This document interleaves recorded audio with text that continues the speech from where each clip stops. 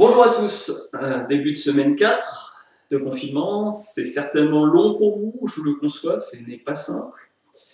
Alors, cette semaine, j'ai déjà eu pas mal d'élèves qui m'ont demandé des choses, qui m'ont même posé des questions sur ce que j'avais donné à copier, hein, c'est déjà une bonne chose.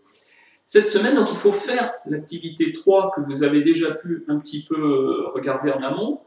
Vu que vous aviez le bilan, en fait, il y a une sorte de correction, vous avez certainement vu à peu près ce que j'attendais sur cette activité.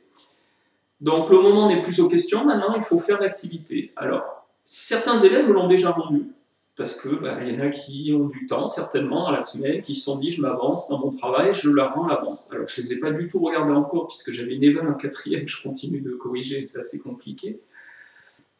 Donc, cette semaine, en fait, on va revenir sur une pédagogie classique. Je vais arrêter la pédagogie inversée, puisque des gens font le travail en amont alors que d'autres ne l'ont pas encore fait. Donc, on va revenir sur du classique. Votre cours, vous l'avez. On a terminé le chapitre 2 avec ce cours. Vous me rendez l'activité 3.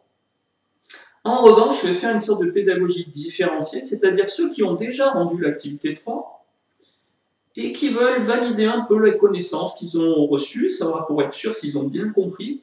Je vous ai fourni une fiche exercice. Alors avec 3 exercices qui reprennent des choses que vous avez vues dans ce chapitre 2. Alors bien évidemment, vous avez le droit au chapitre, au bilan, etc. pour les faire, les exercices.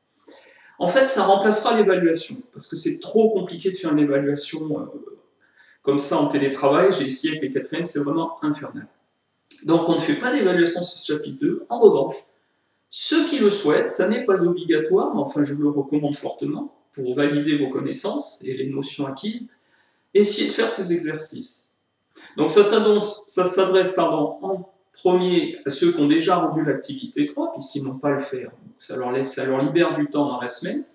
Mais même ceux qui vont me rendre l'activité 3, si à un moment vous avez un moment dans la semaine où vous avez des matières qui vous demandent moins de travail, pourquoi pas parce que vous vous ennuyez, parce que c'est vrai que c'est pas simple, ben n'hésitez pas à le faire.